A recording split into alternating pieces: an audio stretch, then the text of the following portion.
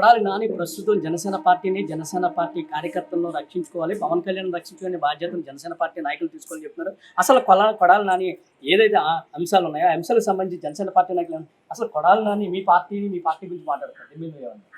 కొడాలి నాని గారికి పనే ఉందండి. పవన్ కళ్యాణ్ గారు సభ పెట్టిన వెంటనే ఫస్ట్ మాట్లాడే వ్యక్తి ఏదన్నా ఉన్నారు అంటే ఆయన కొడాలి నాని గారు. ఆయనకి ఏం తెలుసో నాకైతే తెలియదు, కానీ ఎంతసేపు ఆయన చెప్పిన దాన్ని ఏదో రూపంలో వ్యతిరేకంగా మాట్లాడటము, జన సైనికుల్ని వీర మహిళలను కించపరుస్తూ మాట్లాడటం, అవహేళన చేయడం, ఆయన విధి విధానాలు పవన్ కళ్యాణ్ గారికి ఉంటాయండి. ఆ విధి విధానాన్ని బట్టి ఆయన నడుచుకుంటారు. ఈ కొడాలి నాని చెప్తేనో ఇంకొకరు చెప్తేనో పార్టీ నడపడానికి రాలేదు కదా. పవన్ కళ్యాణ్ గారు తాను విధి విధానాలను బట్టి ఆయన చేసుకుంటారు. వీళ్ళందరూ సూచనలు సలహాలు అక్కర్లేదు, ఆయన చేయాలనుకునేది చేస్తారు. అంటే మూకుమ్మడిగా ఏదో జనసేన పార్టీ నాయకుల్ని కార్యకర్తలను పవన్ కళ్యాణ్ మూకుమ్మడిగా టీడీపీకి అమ్మేస్తాడని ఆయన విమర్శించారు. అవన్నీ విమర్శించడానికి ముఖ్య కారణం ఏంటంటే భయం అండి.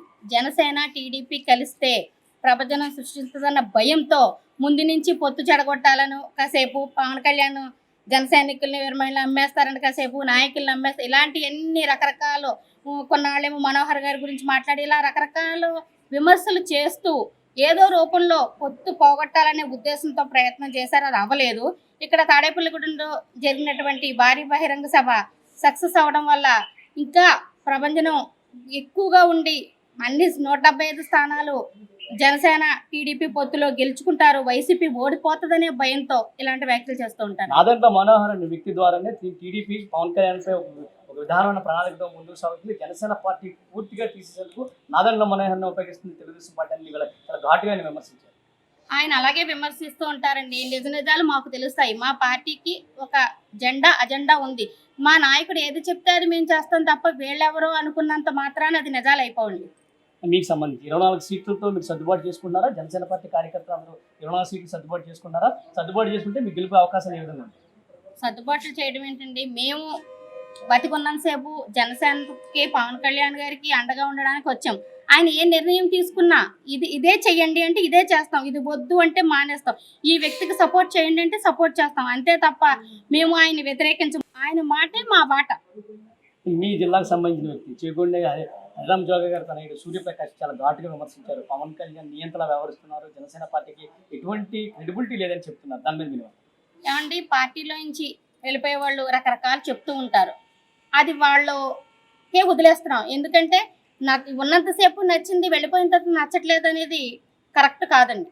ఇది అంటే ప్రస్తుతం చూసుకుంటే కొడాలి నాని యొక్క వ్యాఖ్యలు అవగాహన రాహిత్యం, కేవలం భయంతో, ఓటమి భయంతో మాత్రమే టీడీపీ నేతలు ఈ విధంగా విమర్శలు చేస్తున్నారు. కొడాలి నాని వ్యక్తుల వ్యాఖ్యలను రాష్ట్రంలో ఏ ఒక్కరు కూడా ఎటువంటి సీరియస్గా తీసుకోవాల్సిన అవసరం లేదు, ఎవరు తీసుకోరు కూడా.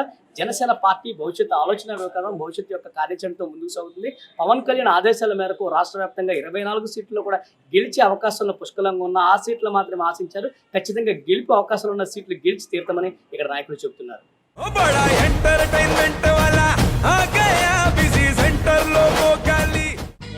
సక్కు సక్కేంద్ర సక్కు సక్కు బాయ్ బాయ్ బాయ్ బాయేంద్ర బార్కవ్ బాయ్ బాయ్. గిరాకొచ్చే టైం ఏంది, కస్టమర్లు వస్తున్నాడు, రేటు కలిపి కస్టమర్లు వస్తున్నారు కదా, మాత్రం పొగరు ఉంటుంది. మరి తగ్గిచ్చేద్దాం పొగర్ని, డబ్బులు కట్టేస్తావేంటి కొంప తీసి? లేదు కస్టమర్లు ఆపేద్దాం. పదా మరి మన బిజినెస్ స్టార్ట్ చేద్దాం.